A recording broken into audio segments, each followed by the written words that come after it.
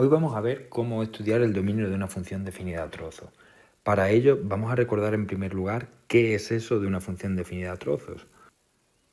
Una función definida a trozos es aquella que para un intervalo de definición tiene una expresión analítica y para distintos intervalos de definición tiene otras expresiones analíticas distintas. En este caso solo tiene dos trozos o ramas, pero puede darse el caso de que haya tres o más. En nuestro caso, nuestra función tendría expresión analítica f de x igual a x al cuadrado más 6x más 4 cuando la x está entre el menos 5 cerrado, puesto que el menos 5 tiene el punto coloreado, hasta el 0. Es decir, si menos 5 es menor o igual que x o menor o igual que 0. Y por otro lado, tendrá expresión analítica 1/8 de x más 1 cuando la x se encuentre a la derecha del 0, es decir, cuando x sea mayor que 0. En este caso, solo ponemos mayor y no ponemos mayor o igual porque el punto de la función está abierto, es decir, que no se toma. ¿Tendríamos que poner alguna expresión analítica a la izquierda del menos 5? Efectivamente, no, puesto que en ese intervalo nuestra función no tiene ninguna imagen. Así que esta sería la expresión analítica de esta función definida a trozos.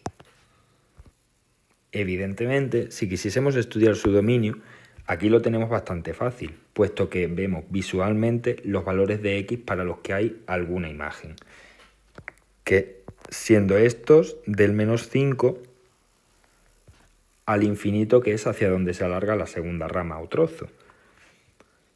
Otra forma que tenemos para calcular el dominio, si no tenemos la representación gráfica, son los intervalos de definición de cada una de las expresiones analíticas que toma nuestra función.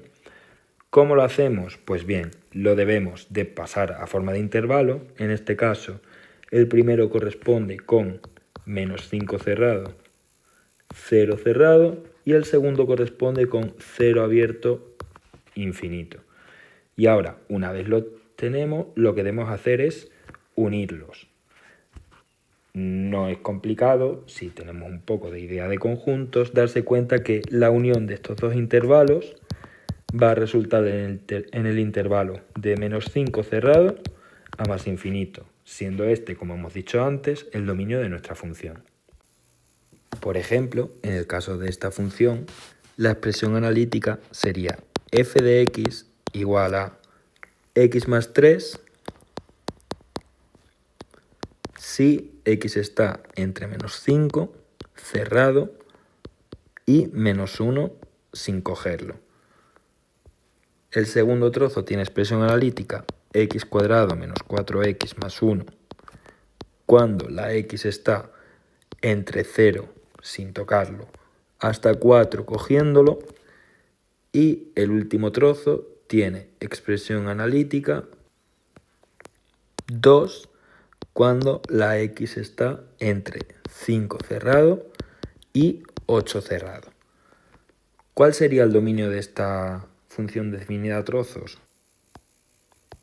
Pues si cogemos los correspondientes a el primer trozo, que sería menos 5 menos 1, el correspondiente al segundo trozo, que sería de 0 abierto a 4 cerrado, y el correspondiente al tercer trozo, que sería de 5 cerrado a 8 cerrado, tenemos que, uniendo esos tres trozos, el dominio de nuestra función es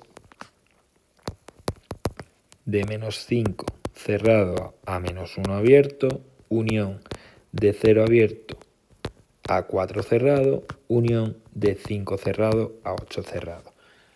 Daros cuenta de que en este caso los dominios están separados entre sí, no se solapan como en el caso de la función anterior.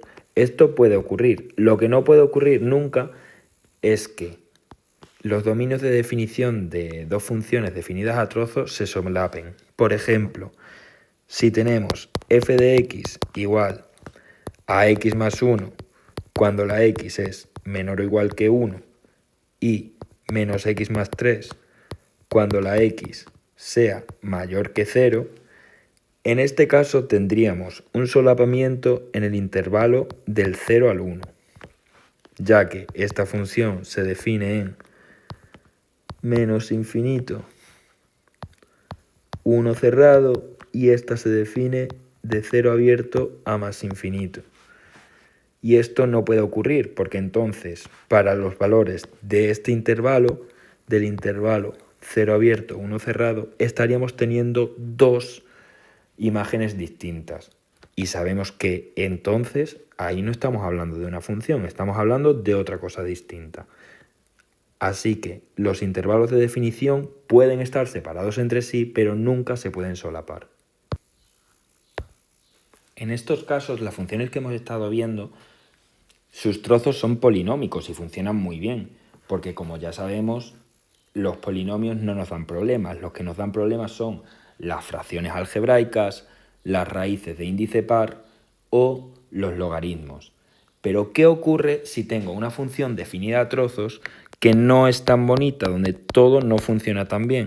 Por ejemplo, si tengo la función definida a trozos que vale 1 partido de x cuando la x es menor o igual que 1 y logaritmo de x cuando la x es mayor que 1. Uy, que me como la x. Vale, pues en este caso tenemos que tener cuidado. ¿Por qué? Porque la primera función es cierto que está definida sobre el intervalo de menos 1, o sea, de menos infinito a 1 cerrado. Y la segunda función está definida sobre el intervalo de 1 abierto a más infinito. Pero, puesto que el primer trozo es una fracción algebraica, es una fracción de carácter racional, tenemos que quitar los valores que anulen el denominador. En este caso es muy sencillo de calcularlos. ¿Por qué? Porque el denominador se anula en x igual a 0. Así que a mi intervalo de definición de la función en ese trozo, tengo que quitarle los valores que me den problemas, en este caso el 0. Por lo tanto, ¿qué se me quedaría? De menos infinito a 0 abierto, unión de 0 abierto a 1 cerrado. El otro intervalo es una función logarítmica, por lo tanto el argumento no puede ser ni 0 ni un número negativo. Así que tengo que quitar los valores de x que sean menores o iguales que 0. ¿Qué ocurre? Que este intervalo de definición no incluye ningún valor de x que sea ni el 0, ni ningún número negativo. Por lo tanto, en este caso se quedaría exactamente igual. Ahora, al igual que hicimos antes, para calcular el dominio de definición de esta función, tenemos que coger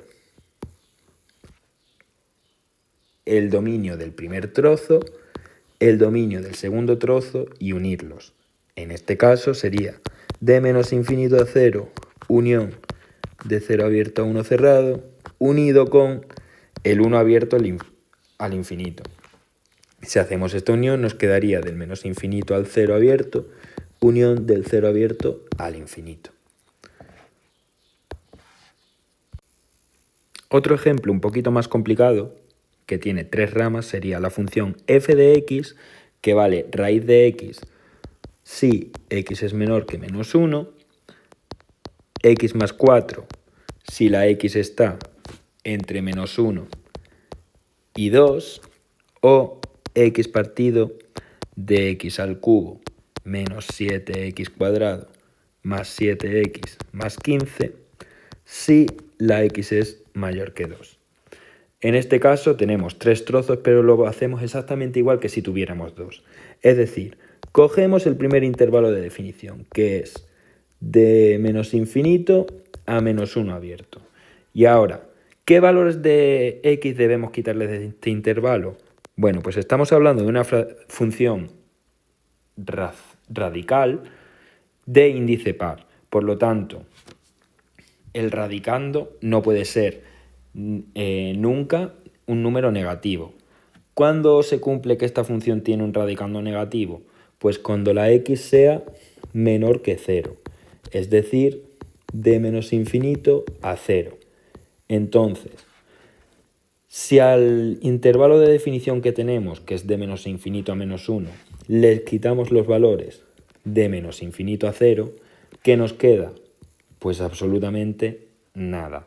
Es decir, en este caso, esta rama es absurdo que exista porque no nos está aportando ninguna información. No podemos darle ningún valor a la función cuando la x sea más pequeña que menos 1. Por otra parte, el segundo trozo.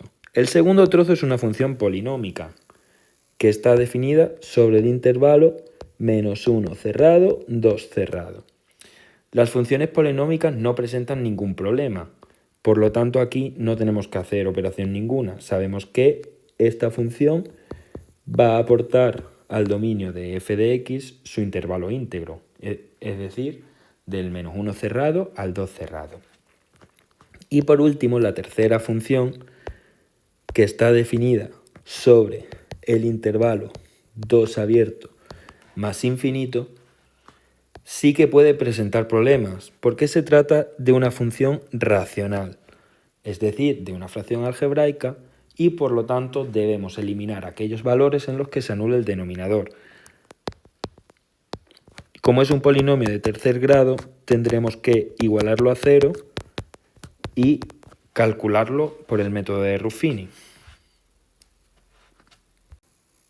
Así que dibujamos la tabla de Ruffini, ponemos los coeficientes de cada uno de los términos por orden de grado y probamos con los posibles divisores con signo del término independiente. En este caso, si cogemos el 5, bajo 1, 1 por 5, 5, menos 7 menos 2, por 5 menos 10, más 7 menos 3, por 5 menos 15. Vemos que efectivamente 5 es una de las raíces de nuestro polinomio y por lo tanto uno de los valores donde se anula el denominador de la función. Ahora, lo que nos ha quedado equivale a la ecuación de segundo grado x al cuadrado menos 2x menos 3, al polinomio, x al cuadrado menos 2x menos 3, así que para sacar sus raíces lo igualamos al 0 y aplicando la fórmula de la ecuación cuadrática nos queda 2 más menos la raíz cuadrada de 4 más 12 partido de 2, que esto nos da los valores x igual a 3 y x igual a menos 1. Por lo tanto, de nuestro intervalo debemos quitar los valores x igual a menos 1, x igual a 3 y x igual a 5. ¿Qué ocurre? Que nuestro intervalo es del 2 abierto al más infinito. Por lo tanto, el valor x igual a menos 1 no tiene cabida en este intervalo. Así que nos olvidamos de él y nos centramos en quitar únicamente el 3 y el 5. Si al intervalo 2 infinito le quitamos el 3 y el 5, nos queda el intervalo que va del 2 al 3 abierto, unión del 3 abierto al 5 abierto, unión del 5 abierto al más infinito. Ahora ya tengo los intervalos que aporta cada uno de los tres trozos en los que se divide la función a su dominio. Lo único que me queda es, finalmente, unirlos. El dominio de nuestra función será el conjunto vacío, que no aporta absolutamente nada, pero hay que ponerlo también, unido al intervalo del menos 1 cerrado al 2 cerrado, unido al 2 abierto, 3 abierto, unión con 3 abierto, 5 abierto, unión con 5 abierto más infinito. Si unimos todos estos intervalos, lo que nos queda es el intervalo menos 1 cerrado, 3 abierto, unión 3 abierto, 5 abierto, unión 5 abierto más infinito, que sería efectivamente el dominio de nuestra función.